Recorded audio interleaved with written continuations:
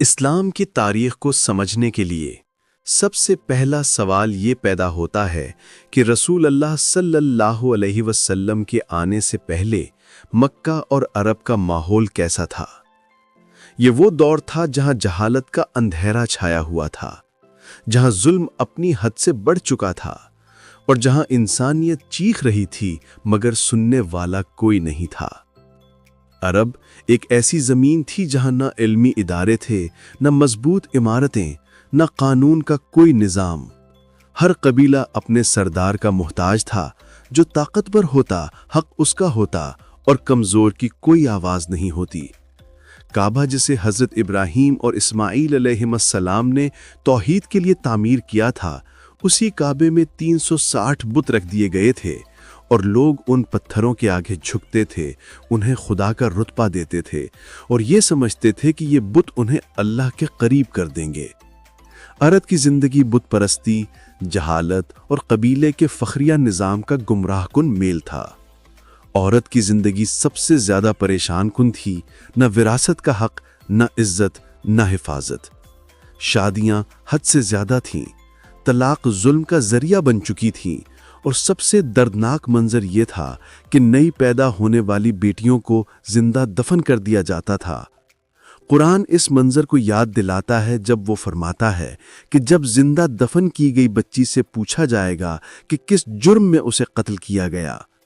اس دور میں شراب پینا مردانگی سمجھی جاتی تھی، جوا روزمرہ کی عادت تھی اور چھوٹی سی باتوں پر قبیلے آپس میں لڑ پڑتے اور جنگیں سالوں تک چلتی رہتیں۔ کبھی ایک اونٹ کے جھگڑے نے 40 سال تک خون بہایا۔ مگر اس اندھیرے کے بیچ کچھ لوگ ایسے بھی تھے جو حنفاء کہلاتے تھے، جو ایک اللہ کو مانتے تھے اور بت پرستی سے نفرت کرتے تھے۔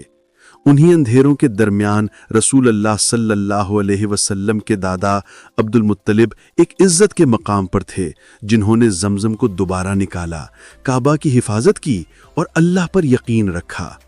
جب ابرہہ ہاتھی لے کر کعبے کو گرانے آیا تو عبد المطلب نے وہ عظیم کلمات فرمائے کہ کعبے کا مالک اللہ ہے اور وہی اس کی حفاظت کرے گا، اور پھر اللہ نے ابابیل کے ذریعے وہ معجزہ دکھایا جس نے پوری دنیا کو ہلا دیا۔ عرب کا معاشرہ اس وقت اندھیروں کا ایک گہرا سمندر تھا۔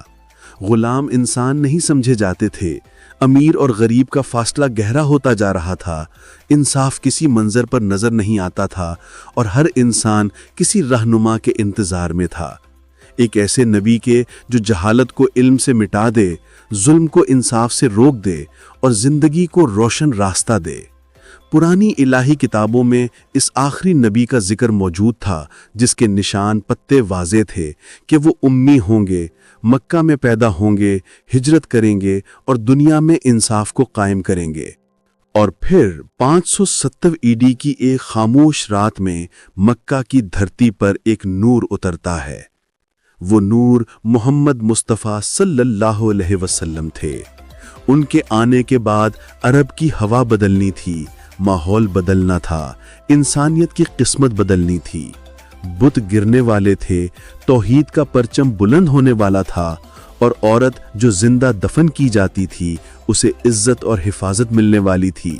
غریب اور امیر برابر ہونے والے تھے، غلاموں کو آزادی کا پیغام ملنے والا تھا اور انصاف کا نظام قائم ہونے والا تھا۔ نبی صلی اللہ علیہ وسلم کا آنا صرف عرب کے لیے نہیں بلکہ پوری انسانیت کے لیے رحمت تھا۔ ان کی تعلیم نے اندھیروں کو روشنی میں بدل دیا، جہالت کو علم بنا دیا، ظلم کو انصاف میں تبدیل کر دیا۔ آج بھی جب دنیا ظلم سے بھر جاتی ہے تو محمد صلی اللہ علیہ وسلم کی تعلیم ہی وہ روشنی ہے جو انسانیت کو بچاتی ہے۔ یہ ڈاکومنٹری ہمیں یہ یاد دلاتی ہے کہ جب اندھیرا حد سے بڑھ جائے تو اللہ اپنا نور بھیج دیتا ہے، اور وہ نور محمد صلی اللہ علیہ وسلم کی شکل میں پورے دنیا کو روشن کر گیا۔